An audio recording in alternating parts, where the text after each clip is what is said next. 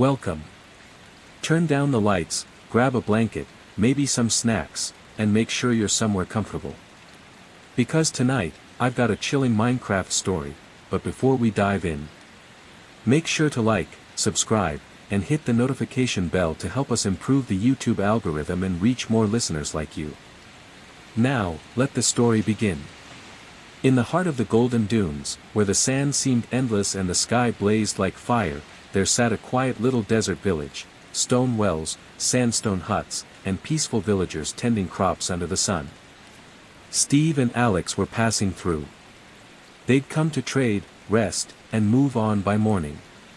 But that night, the sand started moving. It began subtly. The wind changed direction. The sky turned a strange orange-gray, even though the sun had already set.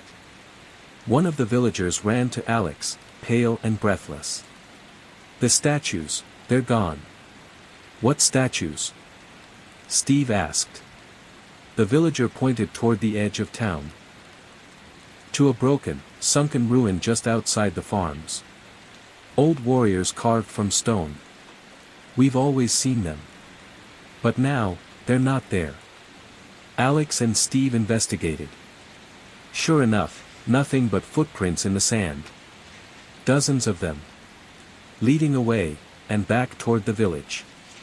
That's when the ground erupted. Husks. But not the usual kind.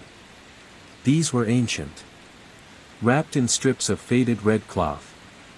Eyes glowing white-hot like desert lightning. Some rode skeletal horses, their hands carrying jagged blades of blackened iron.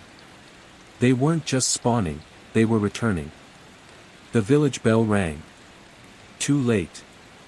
The mobs charged in silence, unlike normal husks. No growls. No screeches. Just the crunch of sand beneath them. Steve raised his sword. Alex fired flaming arrows from the rooftop. A villager was dragged from his hut. Another vanished into a sand trap that had never been there before. It was a massacre. But then, from the middle of the chaos, one of the elder villagers stepped into the square, holding a glowing emerald to the sky and shouting. "You were buried for a reason. Go back to sleep." For a second, the mobs froze. Then turned, all of them, and charged toward the elder.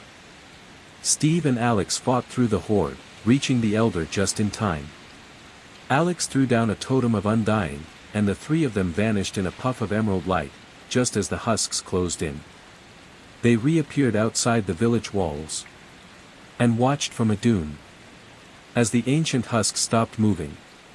Turned to face the temple ruins. And buried themselves back in the sand, one by one. By morning, the village was still. Quiet. But half of it was gone, swallowed by dunes. The rest? Ash and silence. The elder never spoke of the emerald again. But Steve remembers one thing the villager whispered before vanishing into the ruined well. They rise every 100 years.